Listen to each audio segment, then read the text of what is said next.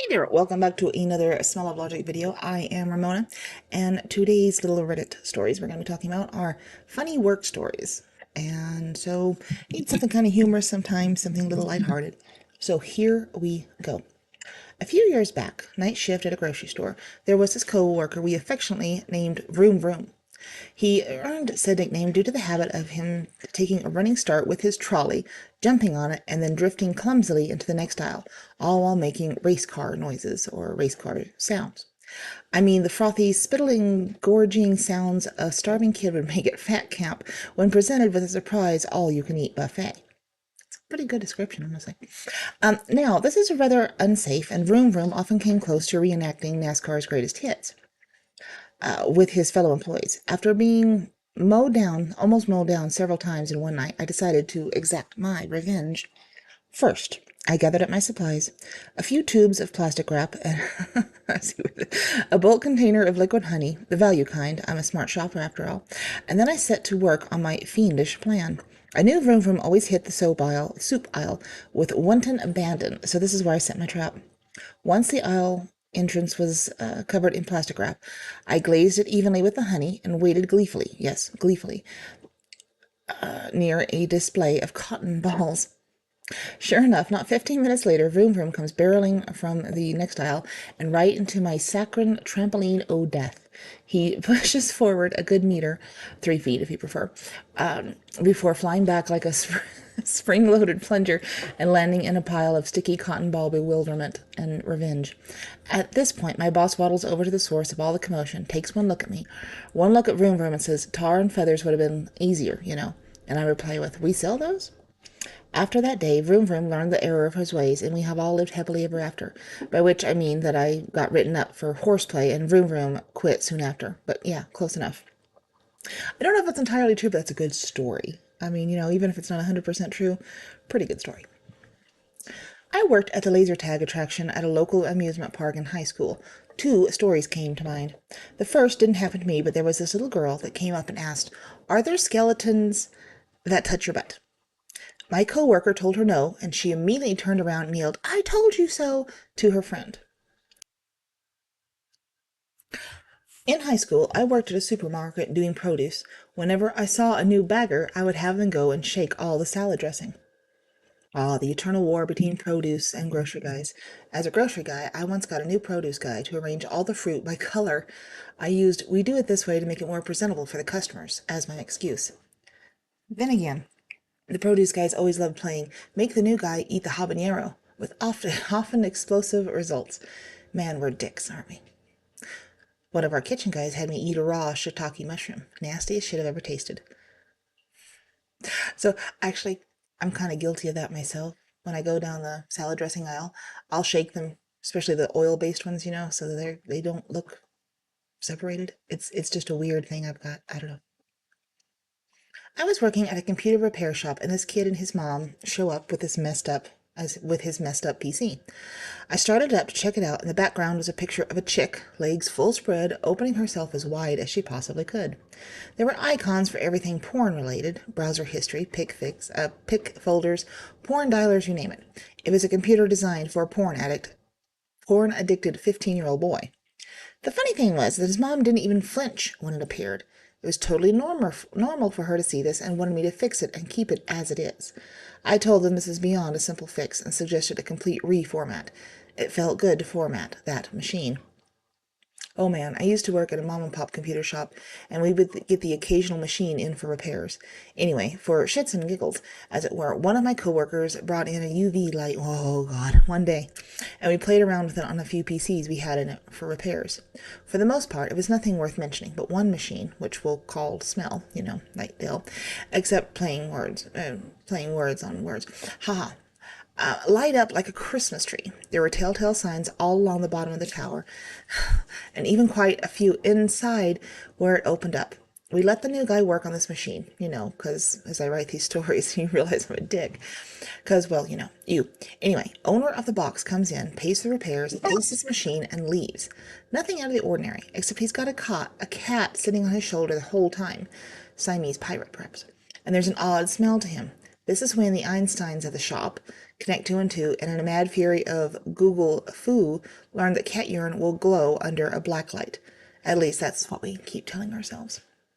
Anyone who's ever worked in that sort of thing, and you've ever had to use a black light, it will change your life. It really will. I worked at a hotel for a while, and they thought it was going to be really cool. You know, that, oh, it's going to be awesome. We're gonna be able to go through and really clean these things, and it's going to show us stuff. And the boss, who was a very nice, I mean, she was a nice lady. She was kind of a bitch, but she was a nice lady. And she was very anti-man. Let's put it that way. And so when we started using the black lights, well, you can imagine what you're going to find in a hotel. They were quickly removed. It was going to be a thing she has to go in and blacklight all the rooms to clear them to make sure they were ready to be used again. After less than a week of that stopped because there was no way. There was, oh, it was bad. It was so bad. Yeah. Awful. Good times, good times. So here's another one, right? Tying jingle bells to the underside of Boss's chair. Every time he rolled around, the jingles followed. It was good for a week of watching him scratch his head. See, that's a good one. I like that one because it's simple, it's innocent, and it's hilarious. A couple of the manufacturing personnel at a telecom firm in which I formerly worked were taking a smoke break. While smoking, they inadvertently encountered some chiggers. They returned to their workstations and decided to wash the chiggers off with some of the alcohol used to clean circuit boards. This process leads to some alcohol getting on the manufacturing floor. The two rocket scientists decided the best way to clean up the mess would be to burn the alcohol. Unfortunately for one of them, lighting the puddle on fire led to the combustion of his socks. Fortunately for him, one of the more level-headed employees was nearby and got the extinguisher and put him out. My desk was in an entirely different wing of our 25,000 square foot facility. It is still one of the worst smells ever. This is a great story to tell in person. I usually prefer the story with disclaimers about how the listener won't believe it because it sounds like something out of a sitcom. But people are stupid, so I can believe that. It's just, yeah. Well, I just recently purchased my iPhone, which meant I was uninstalling useless apps on. Oh, I was installing useless apps. I always uninstall useless apps, but hey, you do you. I was showing it off to some coworkers and decided to download the iDrag Paper game. For those of you not familiar with it, it is a game where you are as timed as you try to drag a toilet paper roll out until it is done. When someone sees you playing this, your back facing them, it looks like you were jerking off. Anyway, I get the whole crew playing it during the lunch break, and it starts getting competitive with people hooting and hollering. So then I decide to try it again as I have people cheering me on, my back facing the only door to the room I am in. The boss walks in. Everyone is cheering, hooting, and hollering as I stroked my iPhone harshly. He was not impressed. I worked at a grocery store back in high school, and around closing time is when the really bitchy people come in with a cart full of shit. Hell yes. This one lady was up on my case about why I was so slow in the express lane. And I was like, express lane is for 11 items or less. You clearly have at least 30. She was bitching, and then she threw her keys at me to scan her savings card. Then she forgot to take it back, so I put her keys at the bottom of the bag and put her groceries in, loaded her stuff into the cart, and then laughed as she got pissed trying to find her keys. She was slightly drunk, so she didn't remember that I bagged her keys at the bottom. And someone replied with, "You should have thrown her eggs and bread at the bottom of each bag." Speaking of drunks, I'm pretty ghetto where I work. Or it's pretty ghetto work, and we're closed at nights, but we still get the occasional der people inside, must be open. Musketeer sometimes. Not the least of all being a rather inebriated gentleman, pounding on the door, and after being told, "Sorry, we're closed, come back in the morning," replied with, "I know, but man, I want oysters. I really need some oysters, like a lot of oysters. You can sell me oysters, right? I need a whole case of oysters. You gotta sell me the case of oysters. I want a case of oysters so bad." Poor guy. I really wanted to sell him the case of oysters, for science, if nothing else. Another time, another inebriated gentleman. "I just want to buy some chips. Sorry, sir, we're closed. You can come back and buy some in the morning." "But I need chips right now." "I can't help you. We won't open the door for customers till the morning." Okay, that's cool. But how about I slide you some money under the door, and then you get me the chips?" "Sure, go right ahead." The guy flips a fiver under the door. "Well, man, where are my chips?" "Sorry, sir, but your chips would be dirty and crumbled if I slid them back under the door. Come back in the morning." Moral of the story, I'm really glad we have drunk-proof doors. They're good for many things, to say the least. It's kind of mean. I would get in so much trouble if we did that kind of shit. But it is fun to know that some people do that stuff. Christmas Eve 1994. Walgreens was the only place open in the area that night. Customers gathered like moths to a flame. At about 9:30, a local TV crew arrived. We were to be in a fluff piece on the 10 o'clock news. It was just a cameraman and reporter with good hair. The reporter was an asshole. He barked out orders to us as if we wanted to be on TV. I didn't want to be seen by anyone I knew, let alone by the whole news watching Christmas Eve public. The reporter had a brilliant idea with him, standing in between the lines of customers that funneled to the registers with the cameraman behind the registers, standing on top of the back of the registers. This would put my bald spot at the bottom corner of my frame. Yeah. Minutes before they were supposed to go live, the cameraman and reporter set up. The customers vanished into the aisles, mainly the seasonal aisle. The reporter was intending to have a backdrop of dozens of late-night shoppers shopping at the last possible minute. Instead, he got two badly depressed Walgreens employees with their backs to the camera. It went live, anyway. The reporter then had the cameraman follow him around a corner to where the customers were hiding. This meant the cameraman had to jump down during mid-shot. He managed it without disaster, but the image while he hopped down 3 feet must have been jarring on TV. The two disappeared around the corner while the reporter continued talking. Customers scattered like cockroaches with the lights on, finding out they were now on live television fighting over boxes of Christmas crap. I got a brilliant idea. I picked up the phone, hit the intercom button. I knew I only had a few minutes until the reporter was done, and although I needed the money, this was a bad job and I had to risk it. I hit the page all button and announced price check on extra large Ramsey's condoms. This means that the manager, not extremely occupied, must drop everything, check the price, and bring it to the register so that the lines can continue. Before I even let the night manager react, I started again. Price check for Sloan's disposable enema. That's the disposable enema bottle in the green box. Next was adult diapers and personal lubricant. The drugstore had the most embarrassing personal items. My manager came around the corner with a panicked look. He had been hiding from the cameras as well. Now he had to run the gauntlet. The reporter wrapped up and stormed out. He gave me the stink eye as he passed me by the door. The cameraman was grinning ear to ear and high-fived me on his way as he passed. As the automatic door closed behind the reporter, the cameraman told me that the reporter froze every time I had made an announcement. It went live, and he could hear it clearly. My girlfriend at the time said the desk reporters were laughing at the field reporter. That's pretty cool. See, we couldn't do that. Where I work, it would be in so much trouble. I have a coworker who made a post-it note sign that says "Monitor is off" and put it on the shared computer.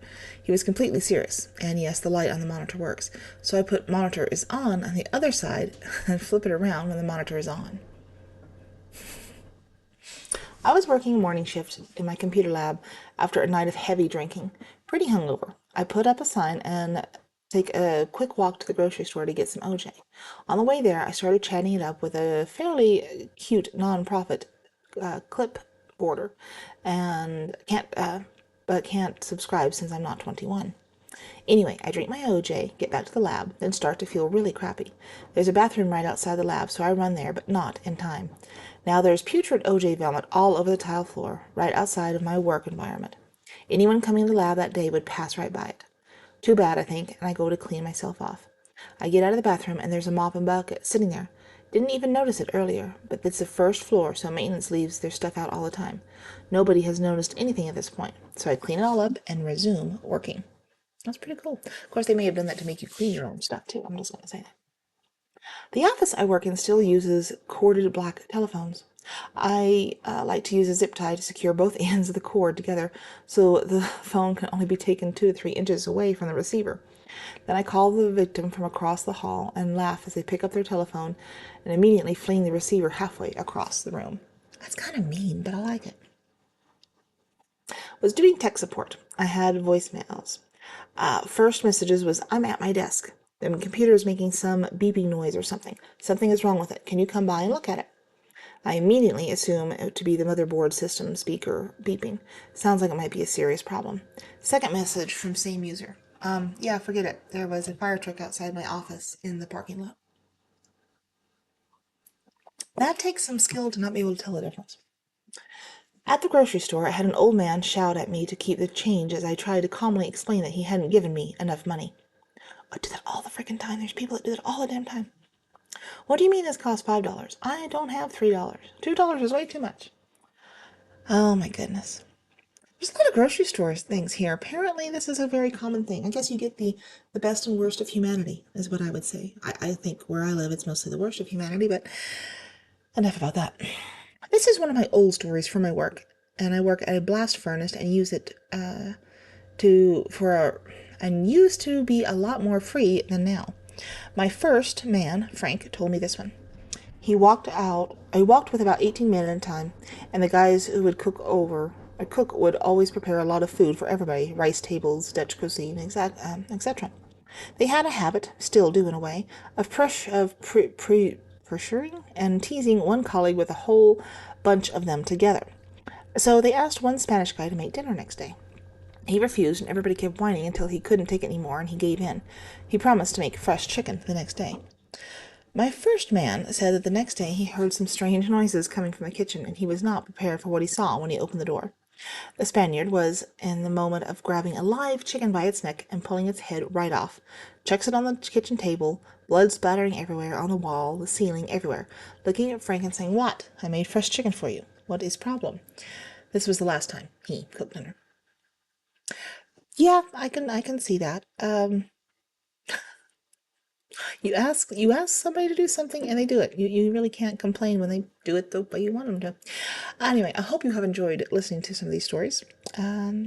If you don't mind, if you want to, please leave a like on this video. If you liked it, if you didn't, then don't lie. That would be wrong. And we'll talk to you next time. Bye.